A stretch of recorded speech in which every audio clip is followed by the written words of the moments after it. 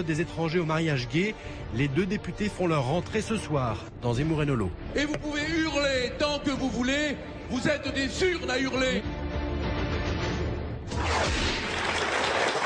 À l'Assemblée nationale, il y a aujourd'hui deux têtes pour un front. Ils sont les seuls élus du parti présidé par Marine Le Pen. C'est leur toute première télévision ensemble. Bonsoir à Marion Maréchal-Le Pen et bonsoir à Gilbert Collard. Bonsoir Monsieur Nolo, bonsoir Monsieur Zemmour. Bonsoir. Merci d'avoir accepté notre invitation. Très heureux de me retrouver avec Marion à votre compagnie, bien qu'elle ne soit pas toujours très fréquentable.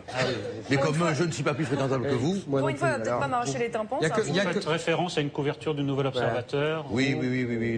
Sur les néo-fachos. Sur les néo-fachos, moi j'ai été très flatté de ce Wanted, parce que jamais j'aurais pu espérer un jour me retrouver dans une académie Goncourt. Et là, je suis avec les plus belles plumes grâce à Monsieur Dely de Presse, évidemment. Très joli. Mais gardez-en un peu, parce qu'on a beaucoup de sujets à aborder. On va essayer de se maîtriser. Mademoiselle Maréchal Le Pen. Il va te faire concurrence. Oui, je comprends bien. Oui, impossible. Non. Moi, c'est Impossible. stade industriel du calembour.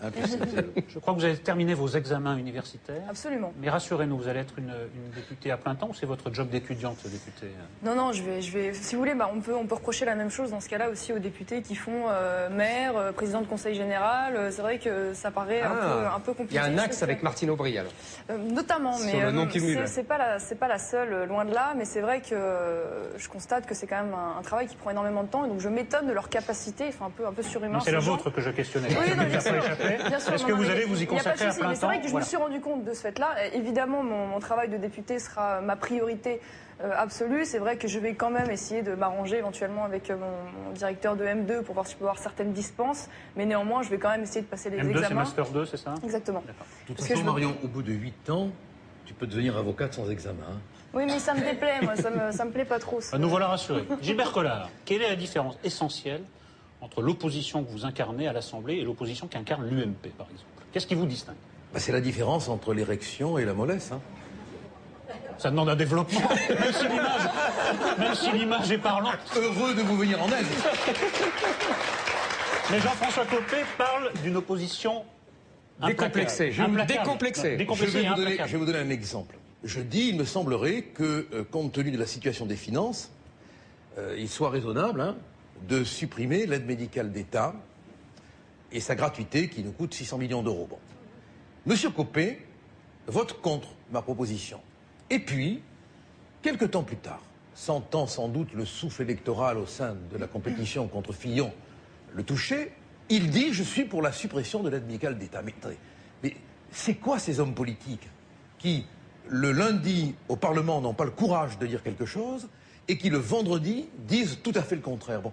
Alors, on est vraiment une force d'incitation et on le fait toujours dans le respect. Nous, on dit ce qu'on a à dire, on se bat pour ce qu'on a à dire, on déplaît, on se fait insulter, on se fait conspuer. Il paraît même, rendez-vous compte, quel courage, que les députés verts ne prennent pas l'ascenseur pour ne pas nous rencontrer. Vont-ils aux chiottes? Vont-ils aux chiottes? Surtout qu'on est au premier étage. Bon, vous me direz, ils n'ont pas grand mérite, on est au premier étage, c'est vrai, tu as raison. Avant de vous laisser entre les mains de Zemmour, Gilbert Collard, vous aviez promis, je vous cite décidément, c'est une émission à thème, d'être le casse-couille démocratique de l'Assemblée nationale. Mais avant la vraie rentrée parlementaire, vos petits camarades de banc craignent-ils pour leur virilité? Regardez et écoutez. Ils sont députés, ils ont été élus, ils représentent, ils ont une forme de légitimité qui leur a été confrontée par le suffrage. Pour autant, je n'ai ni à les accueillir, ni à les associer à quoi que ce soit. S'ils veulent s'exprimer, l'hémicycle n'est jamais rempli à fond, ils pourront le faire. Il y a un respect mutuel entre chaque parlementaire, quels que soient les bords d'ailleurs. Là, il va y avoir deux députés d'extrême droite, c'est pareil avec eux? C'est un autre sujet que j'ai pas envie d'aborder. La démonstration qu'ils ne servent pas à grand-chose n'est peut-être pas mauvaise. Je crois qu'ils serviront pas à grand-chose et les électeurs s'en apercevront rapidement. Alors, Éric Zemmour, nos deux députés servent-ils à grand-chose? Alors, en préparant cette émission, je me suis remémoré des personnages passés du Front National et je vais vous les livrer. Alors, je vais être grossier, je vais commencer par Gilbert Collard. Qui me fait penser à Yann Piat. Non pas, je vous rassure, son destin funeste, puisqu'elle fut la pauvre assassinée, mais son destin politique. Je veux dire, Je me souviens très bien de Yann Pia, la seule députée à l'époque Front National, isolée, esseulée, et qui finalement est aspirée par le groupe majoritaire de droite, et qui s'éloigne idéologiquement, politiquement et même affectivement. Elle était très proche de Jean-Marie Le Pen. Mais moi, je le surveille quand même. Attendez, je vais venir à vous. Sur lui, quand même. Je vais venir à vous. N'inquiétez pas. Bref, et d'ailleurs c'est ce qu'on entend chez certains membres du Front National, vous êtes le traître en puissance parfait. Vous, Marion Maréchal Le Pen, alors vous c'est autre chose. Je me suis rappelé la bataille homérique, vous étiez à peine né, entre les partisans de Bruno Maigret et les partisans de votre grand-père. Et à l'époque, c'était très amusant d'ailleurs, il disait que le Front National subissait une dérive monégasque. Il voulait dire par là que la dynastie Le Pen devenait comme la dynastie monégasque. Donc vous, c'est Steph de Monac à qui vous me faites penser. C'est-à-dire la petite qui profite de la dynastie et qui suit. Et ainsi, en fait, Maigret avait raison. Vous donnez raison posthume, si j'ose dire, à Maigret. Oui, il n'est pas mort, mais enfin, politiquement, c'est pareil. Et en étant, vous voyez, en profitant de votre nom pour Alors, réponse désintéressée, peut-être en commençant par Marion Maréchal Le Pen. Moi, je trouve que c'est un argument qui est parfaitement infondé, parce qu'on a dit la même chose pour Marine Le Pen, mais quoi qu'il en soit, oui, d'accord, mais elle a quand même été élue par les adhérents. Je suis d'accord, mais vous aussi, vous avez été élue. Elle n'a pas été nommée, elle a été présentée aux adhérents. J'ai jamais dit ça. Mais vous aussi, je ne dis pas que vous avez été nommée, vous avez été élue. Ça aide. Au sein d'une campagne interne. C'est vrai qu'avoir ce nom-là, comme ça suscite la curiosité, ça donne une tribune nécessairement.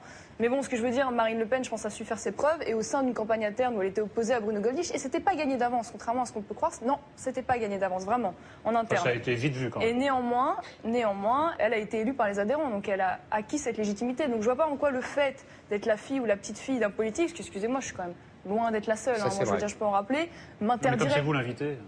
C'est vrai, mais m'interdirait plus que les autres de faire de la politique. Non, mais en l'occurrence, c'est vrai, vous avez raison. Mais la critique, elle est plus profonde que ça, si vous me permettez. C'est qu'on reproche au Le Pen, de Jean-Marie, de Marine, de gérer un peu le Front National comme une boutique. Et de voir leurs petits intérêts prosaïques et de tout sacrifier à ça. Voilà, c'est ça la critique de fond qu'on fait au Front National et dont vous êtes le symbole, entre guillemets. C'est une critique qui est quand même parfaitement infondée, parce que je veux dire, pour être à la tête du Front National, il faut quand même faire preuve d'une sacrée abnégation, parce que je peux vous dire que c'est pas drôle tous les jours.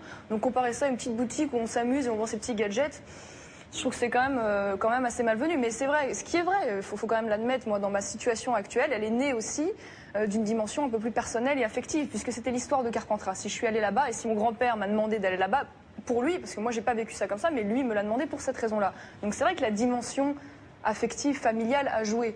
Mais bon, néanmoins, je pense qu'aujourd'hui, ma légitimité, elle est plus de là, elle vient de mon élection. Voilà. Et le traître? Moi, je n'ai pas la fibre traître. Je trahis quand on me trahit affectivement. C'est psychanalytique. Ma mère m'a mis en pension quand j'avais 8 ans. Elle m'a dit, mon petit chéri, je viens te rechercher dans 2 mois. J'y suis resté 8 ans. Bon. Donc, pour être très clair... Marine Le Pen, c'est votre maman, alors? Mais c'est pas ma maman, parce que je pourrais être son père. Oui, c'est pour ça que ça m'étonnait. J'ai une grande affection pour elle. Et je ne la trahirai jamais. Sauf si, sur le plan affectif, elle me trahit. Et je le dirai, moi, très franchement, hein, j'en ai rien à foutre de dire ce que j'ai envie de dire. Que ça plaise ou que ça ne plaise pas. Donc je dirais, mais je suis prêt à aller jusqu'au feu des barricades médiatiques, voire même de la rue s'il le fallait, pour demeurer fidèle. C'est mon petit côté monarchiste ou anarchiste, je sais pas. Bon, très bien, c'est noté tout ça. Maintenant, on pose le deuxième sujet qui était déjà abordé par vos collègues députés, c'est à quoi servez-vous? Parce que déjà que les députés, même quand ils sont 250, ne servent pas à grand-chose. Mais alors, imaginez 2 députés. Oui. Alors là, ça sert à rien. La question qu'il faudrait poser à Marion, c'est continuer vos études tranquillement. De toute façon, à l'Assemblée, Marion Maréchal Le Pen. De toute façon, privilégiez vos études, puisqu'à l'Assemblée, il n'y a rien à faire, vous ne servez à rien. Posez une question par an et vous aurez la télé le mercredi et c'est très bien. Quant à Gilbert Collard, il a du travail, il est un avocat renommé et quand vous dites, je sais pas comment il faisait, c'est très simple, ils ne viennent jamais à l'Assemblée. C'est totalement faux ce que vous dites. Excusez-moi, mais moi je suis pas du tout d'accord. On a dit la même chose, on nous fait un procès là-dessus, ça fait des années que ça dure, on a dit la même chose pendant les présidentielles, ça sert à quoi pendant les législatives, mais systématiquement, regardez, nous avons été au centre du débat politique. Ça veut dire qu'ils ont passé leur temps à se positionner vis-à-vis de nous. Nous avons été le centre du sujet et des discussions. Mais alors, pendant la présidentielle? Pendant la présidentielle et pendant les législatives. législatives. présidentielle, Mais c'est quoi pareil. qu'il en soit, si vous voulez, nous sommes là, notre force, et même en tant que député, c'est déjà d'avoir une tribune, d'avoir une crédibilité. Parce que nous, depuis des années, le seul argument qu'ils ont contre nous, parce que nous avons acquis notre crédibilité au niveau des idées, parce que les faits nous donnent raison. Donc ils nous font un procès en compétence systématique. De toute façon, le Front National, ils n'ont jamais eu le pouvoir, donc ils ne savent pas faire, c'est des bleus marines, ils sont nuls. J'ai remarqué la blague tout à l'heure. Et C'était bien. Il n'y a que des concurrents aujourd'hui. donc C'est en dur, gros, hein. notre but maintenant, Ça va pas durer, hein. c'est de prouver que nous sommes capables d'être déjà pour les années à venir dans les exécutifs des mairies, donc que nous savons gérer le pouvoir, mais aussi au sein d'une assemblée, que nous sommes capables de discuter, de travailler, de gérer des questions nationales. Mais nous sommes là surtout pour susciter le débat. Et pour porter la contradiction, c'est déjà énorme, Oui, enfin, même si nous n'influençons pas la politique du gouvernement. Vous aboyez, la caravane passe. Enfin, pas Est-ce qu'il y a une proposition de loi qui vous tiendrait à cœur et qui aurait une chance de faire passer grâce à vous? Je vais vous donner un exemple de notre capacité d'intervention. En ce qui concerne le harcèlement sexuel, Oui, bien sûr. nous avons proposé que le nom des victimes ne figure pas dans la presse, sauf si elles sont d'accord. Quand j'ai dit ça en commission des lois, ils ont eu l'air très embêtés. Ils m'ont dit « Mais pourquoi vous n'avez pas déposé un amendement à la commission ?» Parce que j'ai lu le traité de droit parlementaire. Et que si je la dépose en commission, c'est plus la mienne de proposition. D'accord? Donc à l'Assemblée, j'ai dit « Mais attendez, vous voulez protéger les victimes. La première chose à faire, c'est de protéger leur anonymat. » 2 ministres m'ont répondu. 2 ministres ont été obligés de me répondre. Et Mme Taubira a été obligée de concéder qu'elle ferait une directive au procureur. Bon. L'important pour nous, c'est de trouver les axes où on arrive à déstabiliser la structure complètement idéologique. Et on le fait. Et pourquoi on est utile à l'Assemblée? Parce qu'on est là aujourd'hui. Parce que si on n'était pas à l'Assemblée tous les deux, eh ben on ne serait pas là aujourd'hui. Voilà. Et on est là et on est ailleurs.